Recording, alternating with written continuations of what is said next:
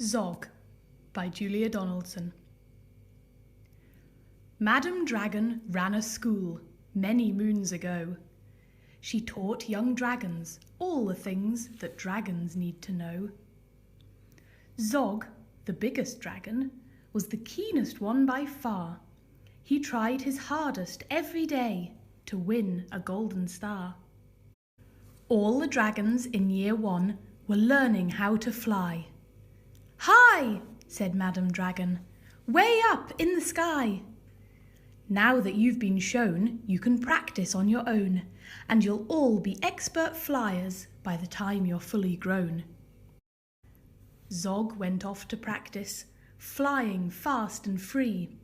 He soared and swooped and looped the loop, then crashed into a tree.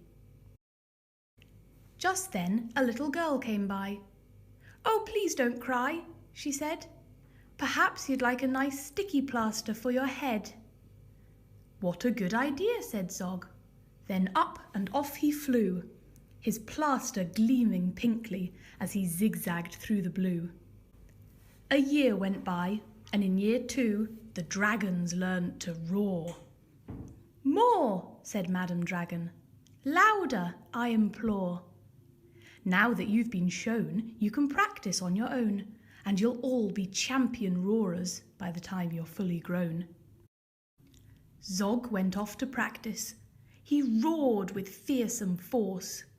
He kept it up for hours on end, but then his throat grew hoarse. Just then the girl came by again. She said, "What rotten luck! Perhaps you'd like a nice soothing peppermint to suck." "What a good idea," said Zog. Then up and off he flew, and breathing fumes of peppermint, he zigzagged through the blue. A year went by, and in year 3 the dragons learnt to blow. "No," said Madam Dragon, "breathe out fire, not snow. Now that you've been shown, you can practice on your own, and you'll all be breathing bonfires by the time you're fully grown." Zog went off to practice. He blew with all his might. He twirled around in triumph, and his wingtip caught alight. Just then the girl came by again. She said, "You poor old thing, perhaps you'd like a nice stretchy bandage for your wing." "What a good idea," said Zog. Then up and off he flew, his bandage flapping wildly as he zigzagged through the blue. All the year 4 dragons were learning, can you guess? "Yes," said Madam Dragon, "how to capture a princess. Now that you've been shown, you can practice on your own. You'll need to capture hundreds by the time you're fully grown." Zog went off to practice. He tried and tried and tried, but he simply couldn't manage.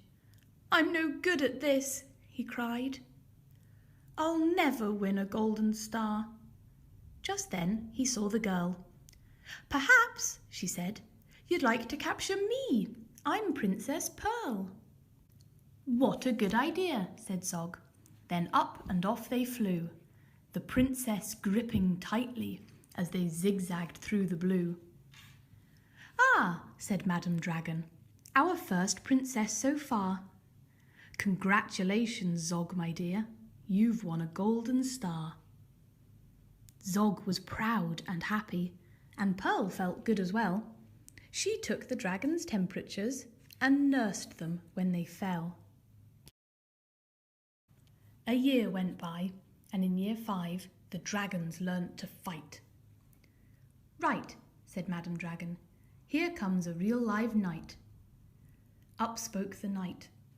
"My name," he said, "is Gadabout the Great. I've come to rescue Princess Pearl. I hope I'm not too late." Zog breathed fire and beat his wings. "You can't, she's mine," he roared. "Oh no, she's not," yelled Gadabout, and waved his trusty sword. The other dragons crowded round and watched them all agog. Who was going to win the fight, Sir Gadabout or Zog? Then Princess Pearl stepped forward, crying, "Stop, you silly chumps. The world's already far too full of cuts and burns and bumps. Don't rescue me. I won't go back to being a princess and prancing round the palace in a silly frilly dress. I want to be a doctor and travel here and there, listening to people's chests and giving them my care. Me too, exclaimed the knight, and took his helmet off his head. I'd rather wear a nice twisty stethoscope, he said. Perhaps, princess, you'll train me up. And Pearl replied, Of course, but I don't see how the two of us could fit upon your horse. Then Zog said, Flying doctors, I'd love to join the crew. If you let me be your ambulance, then I can carry you.